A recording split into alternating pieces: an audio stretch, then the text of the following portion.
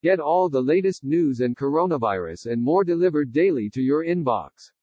Sign up here. President Trump announced Wednesday that he has signed his promised executive order temporarily suspending immigration to the United States during the coronavirus pandemic.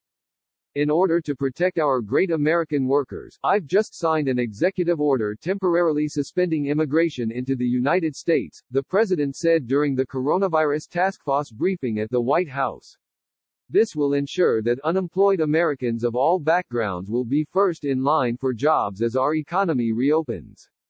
Trump had said earlier this week that immigration would be suspended for at least 60 days in order to make sure Americans laid off during the coronavirus pandemic are first in line for new jobs. Trump has said the ban would be reevaluated after he looks at unemployment and economic figures. Click here for complete coronavirus coverage. Fox News is told the 60-day pause will apply to green card awardees who are currently overseas. These are people who would be coming into the country via the State Department program. This includes people awarded permanent residence under the diversity lottery, work green cards and chain migration.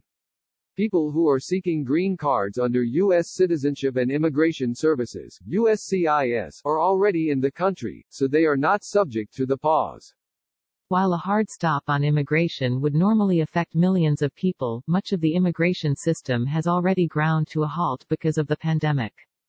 Almost all visa processing by the State Department has been suspended for weeks. Travel to the U.S. has been restricted from much of the globe. And Trump has used the virus to effectively end asylum at U.S. borders, including turning away children who arrive by themselves and putting a hold on refugee resettlement, something Congress, the courts and international law hadn't previously allowed. Criticism of Trump's new announcement has been swift, especially his timing during the pandemic. Ali Noorani, president of the National Immigration Forum, noted that thousands of foreign-born health care workers are currently treating people with COVID-19 and working in critical sectors of the economy. Click here for the Fox News app.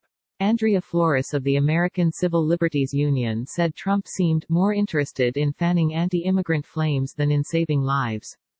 But Jessica Vaughn, director of policy studies at the Center for Immigration Studies, which favors lower rates of immigration, said that eliminating millions of work permits and visas would instantaneously create new jobs for Americans and other legal workers, even though most businesses are shuttered because of social distancing dictates and stay-at-home orders.